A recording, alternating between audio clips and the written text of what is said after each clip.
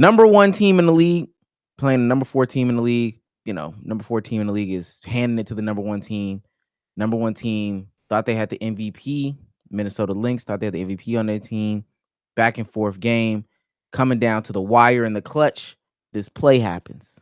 The play that shook the world, the play that had all of the NBA commentators, Bill Simmons, I'm talking about the big dogs, they started commenting on it. I think Stephen A. Smith even talked about it. I just got one question for y'all. Foul or no foul? Oh my God.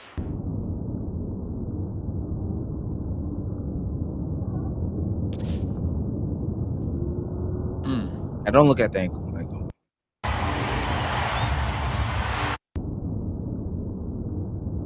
Not that this was like the game deciding play, but definitely one of the more important plays in this game. Foul or no foul? Up until this point, no foul. Once the leg hits, that's a foul. Okay. I was about to blow the whistle. I'm not going to lie. Sure, there is a point of contact there, but I don't think contact equals instantaneous foul. And furthermore, the ball is like the second a body part touches body part, I don't think it's like foul frame one, even if that's not the best explanation, because it's probably not. I don't even think she has the ball anymore. I think that's gone by the time that they collide. So I would say no foul. I'm going to say 100% foul. She was able to poke the ball loose, but in no way, shape, or form are you allowed to impede players' ability to move anywhere on the court or to have unnecessary or exaggerated contact. I'm not using a rule book definition. I'm just saying what I believe. So don't want people to think I'm reading something. Yeah, I'm going to go foul. Yeah. So this is something that's never happened before. Something that's never happened before. The NBA referees official Twitter page did not know that this actually existed. They came out, never has tweeted about the WNBA ever before. That's how controversial this call was. This is not a foul. Ooh. Thomas, player in the black, legally gets to the ball and knocks the ball loose prior to any contact. The leg-to-leg contact is incidental once the ball is clearly loose. This was correctly judged in real time as a no call were the subsequent technical fouls. Oh, there was technical fouls like this too. Yeah. Oh, my fault. No, go ahead. I was gonna say, yeah, for me, like, let's say in a world we could like review to see if this was a foul. Like, you can be like, oh, well, timeout, that was a foul. I don't know how you could overturn an initial no call with it. That's why I'm going, it's not a foul. I don't know how you really fight for that. Well, this definitely calls for a crash out, like one of the most epic crash outs in the world. Something super unprecedented. All this is unprecedented. This is their coach, Cheryl Reeves, 4-time champion, if I'm not mistaken, going through the crowd telling the fans, fuck you.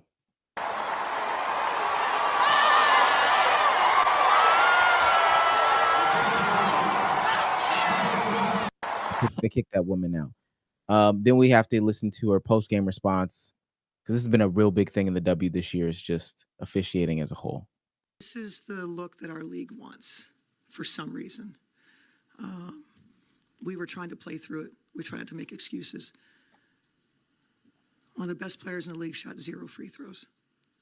0. And she had 5 fouls. 0 free throws. Got her shoulder pulled out and finished the game with her leg being taken out and probably has a fracture. And so if this is what our league wants, okay. But I want to call for a change of leadership at the league level when it comes to officiating. It's bad for the game.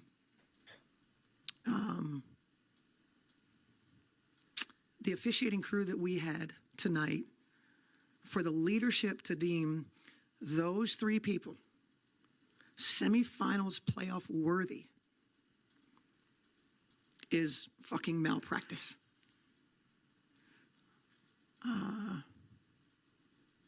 I can take an L with the best of them. I don't think we should have to play through more than what they did. We got players, Masha's on the glass and gets fucking cracked, and there's no call. And all of them said, it wasn't my call. I don't know. I didn't have that. I didn't see it that way. They're fucking awful. Oh shit, clock it. Oh. She took no question. Coach right there. That's a coach right there. She took no question. I do respect that. Just to clear some stuff up, though, no fracture in the leg. No fracture in the leg. Just wanted to point that out there. got suspended for the next game on Sunday. That game happened on Friday. She got suspended for the next game on Sunday. They lose that game, eliminated from the playoffs. I hear y'all sentiments already, but that's what y'all want to see from y'all coaches? Unprofessional, perhaps. But yeah, actually, yeah. It sounds, I haven't seen the game. It sounds like it was a very beyond physical contest. And the idea that one of the best player in the league, let alone best player on your team, has 5 fouls, no fouls called against, and you even would, in a hyperbolic way, perhaps suggest that they have maybe even a fracture and their shoulder was pulled out. That tells me kind of all I need to know to the idea that either A, she is just all-time pathological liar, or she's a fire coach. So, yeah. Go ahead. I would just say, absolutely, I want this from my coach, especially if this is what you genuinely believe. If after the game we get in the locker room and this is how you talking to me, if you're as mad as I am, you calling it bullshit, you're saying these is BS calls, you're saying the refs are blind, whatever it is. If you have these complaints in private, I'd love for you to take that and tell the world how you really feel. Because even if you're wrong, even if we're wrong in the fact that we got robbed, I know you're on my side. Imagine how it would feel that you telling me in my face in the locker room how wrong, how unjust this is, how blind the refs are, but you get up on that podium and you dick suck. Gotta keep it keep it professional. Let's it was a great game. We lost, they won. Beautiful officiating. Man, keep the same energy. If you hot, be hot. If you got a problem, let them know you got a problem. Right or wrong, if you're my coach and you're on my side, I want to see that you're on my side. Yeah, same thing as Damo. I'm not trying to retweet. This and it got so bad. Like this, as a viewer, officiating is bad. I do find it weird though. And I think this is like a refereeing conversation in general. I don't like when coaches step out and speak on officiating when it only like negatively impacts their team. If you really feel this way about officiating, I feel like you should speak out on it. When you get it too, you should be like, hey, if I'm JJ Redick, yeah, Bron getting away with some shit out there. I ain't even gonna lie to you. He getting away with some murder. Okay. And then on the next night, Bron don't get away with murder. He'll get 0 free throws. Hey man, y'all letting my guy get beat up. What are y'all watching? I think that will be more even in balance. I think the W does have a big problem. So much that there's 4 teams left in the playoffs. Well, they lost, but there's 4 teams left in the playoffs.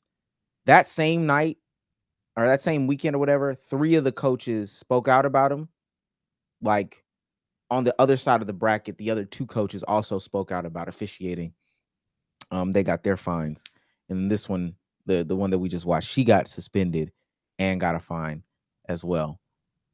Yeah, I'm just to the point of like, call it even. Literally just call it even. If on the court they should call it even, and then off the court, if you think it's an issue, call it even. But I think that's just how people deal with criticism though in general. Like whether that's the internet or I don't know, reviews. I know we had that discussion about reviews last week. Like people will never complain about good reviews on whatever it is. Like it's just like the natural thing to do. But like the things that get emphasized more are, the bad experiences, and that's what people complain about. You know what I'm saying? Like you don't ever complain about your phone working until it's not. So I think she's fine. I thought she got hit a lot tonight. To shoot 1 free throw in 38 minutes. I know they told me not to say anything, but I can't. And then just what were you able to see out of Jackie just living in the paint again? Like, what did you think she was doing well? Well, we know they want to limit our ball movement, staying quite locked up a lot of times on the perimeter. So, just getting the ball off 0.5 passes and actions, DHO, stuff like that, where we can get a little bit of a head of steam. When you try to go off it right from the jump, it's difficult. So kind of getting her off the ball to begin with. And I guess that first portion was the only portion where she talked about the officiating. I think that's crazy. That's crazy as fuck. Yeah. Maybe it's just me. I get the concept. Having a good time watching this. I ain't gonna lie. And fans touching you and calling you, out your name and shit like that. Watch the Fever game. That should go into 5. Yeah, it is going to 5. They still got a good team. I don't care what nobody says. Who, the Fever? Yeah, the spreadsheet said they got a good team. The spreadsheets. They had whatchamacallit, What's the contract called? Like one of them's like doing really good. The point guard. Oh, hardship contract. Yeah. Their point guard's on a hardship contract, and she's like killing it. They still have a top 5 like they have a top 5 MVP player on their team. She had a top 5 MVP finish. She came in 5th place. Yeah. Um, And Aaliyah was cooking Asia in that game. yeah. But that's a part of the foul conversation too. I don't know. It's interesting. I just wanted to bring it up. That's the foul heard around the world. Dang. Go ahead. I just want to ask because I'm seeing people getting their opinions off if that was a foul or not. Whether you think it's a foul or not, that's absolutely fine. Y'all know me. I'm Mr. Keep It Consistent. For the people that don't believe it was a foul, do you believe it was a dirty play? Yeah, that's kind of where I'm at too. For me, intention matters when it comes to dirty plays and stuff like that. I think all dirty plays have to be even remotely intentional. It didn't seem intentional, so I wouldn't call it a dirty play. It can be. There can be fouls that aren't dirty plays. Obviously, I would argue neither are, but it definitely didn't seem dirty. I don't think so. Okay. Omar? No, I think it was like just incidental. When somebody's going east-west, somebody's going north-south. Like I think she picked the ball clean. It just happens to happen. It just happens to happen. And her ankle just turned. So like I can't say she's dirty. Now the stuff that they were saying on the timeline, yeah, they said she got taken out. Yeah. Now, and I only asked that because, and I wanted to see people in the chat give their answers for real, because I want people to keep it consistent. I don't necessarily know y'all's stance on this, but I will hope all the people that see this as a regular basketball play, y'all also seen when Pat Bev injured Russell Westbrook as a regular basketball play. Yeah. Because I am of camp that was a dirty play and it was a foul. I'm also of camp this is a foul. Now, whether it's a dirty play or not, I've watched a couple more times. We can have that conversation. But I thought both are fouls. If you go back and watch Pat Bev injure Russ, gang, I'm not gonna lie, this is like night and day the same situation. But I know so many more people were screaming Pat Bev that was a dirty play. So many people were like, nah, why would you do that? There was no play on the ball. This, that, and the third. Hey, if you have a chance to go look up the play. I won't pull it up or whatever. We're about to move on. Pull up the Pat Bev play. I pulled it up while we were talking because it immediately made me think of that play. Because I think Pat Bev was a dirty piece of shit. So that's one of the 3 plays I always go to show he's a dirty piece of shit.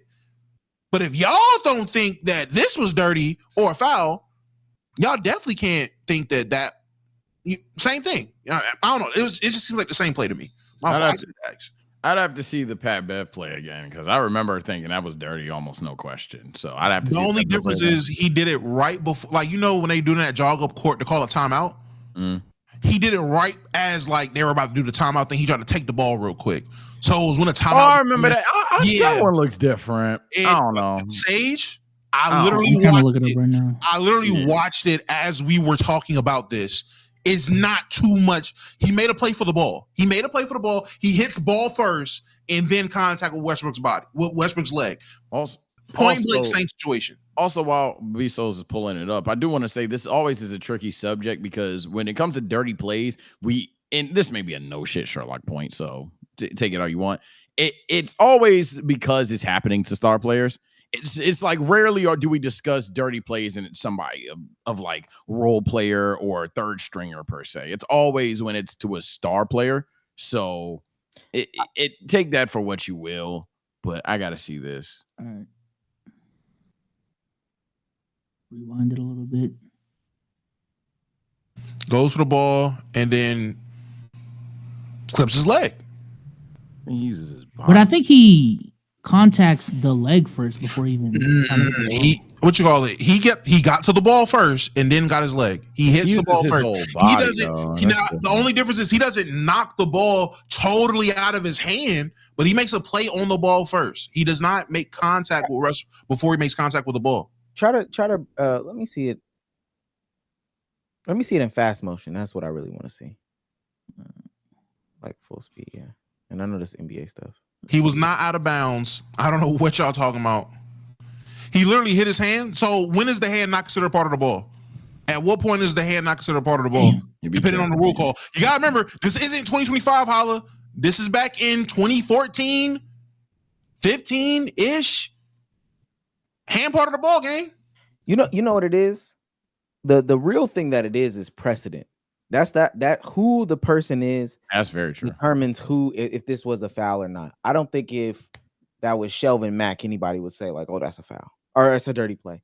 And for what it's worth, like Alyssa Thomas in the WNBA has that similar stigma on her that she's dirty, she's aggressive, and for what it's worth, I was doing some Googles over here. She do got some moments.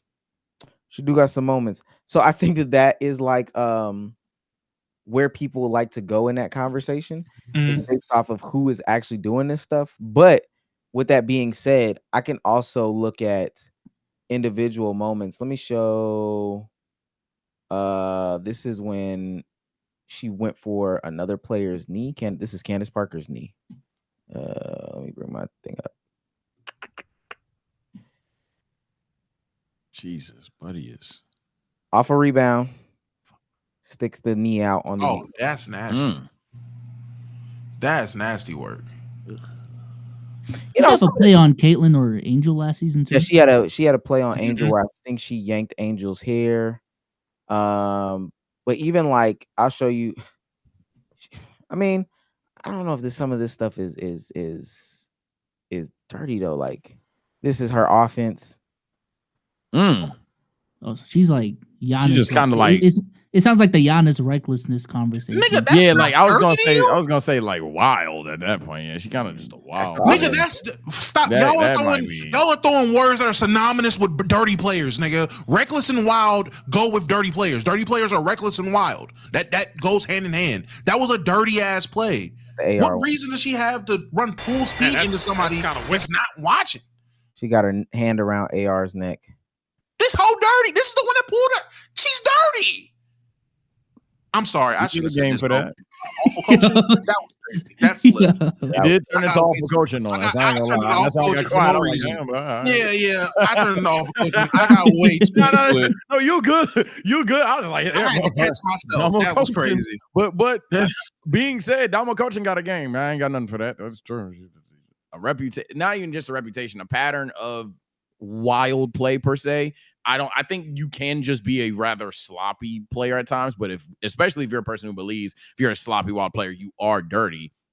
There you go. But I don't think they're all the way synonymous, but it's a part of it. So I give you a game. To be fair, I think Giannis that whole dirty too. So I don't want y'all to think this is just a female thing. Nah, that whole Giannis is dirty as hell. Giannis is a dirty player. I said this back when he did what he did to Mike Dunleavy. There's always a play that's that makes you synonymous with being a dirty player for me. Pat Bev, it wasn't even that Russ play. It was the play on James Harden when he dang near took out James and PG. I can show people that. I've shown people that before. He damn near took them out. He wasn't going for the ball at all. He was just trying to kill. Dirty player. Giannis, what he did to Mike Dunleavy. Dirty player. Dirty as hell. No sense at all. Ran full. The same thing that Sage loved about Draymond's compilation. Run full speed, take somebody out. He did that when he was year 2. Dirty player. He's a dirt ball. So Zaza dirty player. There's no like any majority of gritty and reckless players. A lot of them happen to be dirty. It's rare to find somebody that's a grit and grind player, a grit and grind, super hustle, super work ethic player that doesn't have dirty tendencies or is a dirty player. That's interesting. I don't know. I don't know if I fully agree, but that's interesting. I'm gonna say if you don't think so, because your logic tracks is just do I agree with said logic? But your logic. I'm gonna say this: if you don't think so, I challenge you. Think of a player that fits that criteria, and then you see 4. The name game. You'll never win the name game. They're gonna keep naming names until you say, "All right, I'll give you that one." I just think it's one of those. I think again, people do have reputations. I'm looking at this incident as it's like an individual moment because I don't want to jump to the gun. I think Patrick Beverley does get real feisty. I wouldn't say that Patrick Beverley in that moment did something dirty, and then I would say the same thing about Alyssa. Like she gets aggressive, all that stuff like that. Wouldn't say it's dirty. Plus, I don't talk about attractive women no more. So if you got good looks, man, I don't know. You do what you want to do. Oh. Pretty Yeah. privilege is back. Okay. Pretty privilege is back. It never stopped. Shouts out to WTG. What's going on? Sending $20 says, haven't seen a super chat in a while. What up, fellas? It's good. Good good, last man. couple of days. Or had a good last couple of days, like these past couple of days. Oh, you got some butt. You trying to we did. Nah, he just came back. Yo, it's good, I'll Chad. believe Been a He's a couple 20. days. Yeah. You got some butt. you. Shouts out to this on the Meets for $5. He's on fire. Dogs with a hard S to emphasize Sage is a snake. Oh my god. Hard ass is crazy. Tasona Meeson for $1.99 says, Damo, you should be mad. Crazy backhands. I'm confused how Damos was offensive. And last one I'm from, used to it, chat. Oh last my. one from Tasona Meeson He's on fire. says, regular pod type shit. It wasn't gonna happen today. Do you think a lot of the players from like the 90s and 80s were dirty? Yeah. Good question. Do I think majority of 80s and 90s players were dirty? Yes, I do. Yeah. But that was just a mindset to play dirty back then. That was just the name of the game. Just like with 70s Facts. football. Like old school football is just dirty football. Like that's just what that was the norm. Also, chat, just naming defenders does not mean they're in the great. name game, bro. Y'all are naming defenders and saying, what about All Alice NBA Caruso? I'm gonna say Alice All Caruso is NBA. not a gritty guy, gang. He's just a good defender. Drew Holiday is not a gritty guy. I don't think y'all know Marcus what gritty guys it is. Dirty player. Marcus Smart's dirty. Damn. Wow. Damn. Yeah, Okay. I need y'all to get into the My WPAC. God. I really need y'all to have like a true opinion on this. With like some like ball knowledge to be attached. Cause she's like a hard screen setter too. And it gives some Draymond on the screen. I mean, Oh, hold on now. you know. That might be another game because you that guy. Everyone in the league talks about how he sets the like wild ass screens, and they not really screens, but they don't get called. That don't make you dirty though. Like that's what I'm saying. Hard screen setting, even illegal screen setting. I don't know if that makes you dirty. Depending on how many illegal screens you're setting will make you dirty. Yeah. And how you're setting illegal screens will also make you dirty. Because I would assume, and this is an assumption to be fair, right or wrong, I would assume if she's setting those kind of screens, she's kind of like a test the ref kind of player. So if it's like, I'm going to keep doing it until they start calling it, and then maybe if they call it again, at that point, you are doing something that is against the rules and kind of like tracks. If you chicken winging on a screen, all right, I might not call you dirty. If you clipping people on screens, Okay, you're dirty. Let me show you one more That's screen. definitely Let me show you one more screen, and then we're gonna move on. Let's see them. One screen. Yeah, you hit knees on screens, you might be a little wild. I remember this play. Nah. That's not dirty. That's a hard screen. Yeah, that's a hard screen. I'm not mad at that. Hard screen. I'm not mad at that. I remember that's a hard screen. I won't call that dirty. It's just aggressive. Nah, that's just big body. Okay, big body. And that was Caitlin rookie year. My fault. I know we moving. That was her rookie year, right? Yeah, it was her rookie year. Yeah. Let's show the Rook something. Here you go. That's Caitlin bias. Never mind, Chad. It's dirty. He's anti-biased. He's anti-biased. No. LeBron did it to Nico Mannion, and I said the same thing. Welcome to Rook to the league. You can't get me, Nico Mannion. You can't get me in this. Hey, welcome to the league, Nico. Welcome to the league, Caitlin. This is crazy. Is Alyssa a bucket? No, but she's a very versatile player. No, but she's dirty. 18-15. I'll tell you the last box score from the super box score stuff for like triple double magnet. Was this game 3? Yeah, Phoenix. Ain't she like Ben Simmons if she worked out for her? Like, oh shit. That sounds like a last game she had, this is the close out the series, 23, 10, and 8 on 61% from the field. Again, Ben Simmons if it works. Yeah, sound like a bucket. I ain't gonna lie. Sound like she a bucket. You know, but she averaged like 15, 9, and 9. But these are like all WNBA, all first team defense. And a lot of these are like dribble handoff. So I don't know if you care if you're a Ben Simmons dribble handoff. that's a big thing in the league. They on her clit about like, oh, she's a dribble handoff merchant. I don't know if that matters to y'all like in basketball in 2025. Did that ever matter to the WNBA Yeah, before 2024? Yeah, What the hell? Because Jamal Murray and Jokic made a living off of dribble handoffs. Yeah, I don't know about dribble handoff merchants being the slander. Merchant. Well, do you think it matters for Sabonis? It don't matter for Jokic and No, Jamal. I He's don't still think it on matters my for team. Bam. I lost a playoff series to here you go, Maul. I don't care about that shit. I'm just letting you know what's going on. Wouldn't say she's a bucket per se, but she's gonna fill up that stat sheet. And then there's games where she can get the 20, 23, 24, 10, and 9, 1 assist off from a triple double type shit. That's the Sounds like my comp. I don't know. pretty fire player.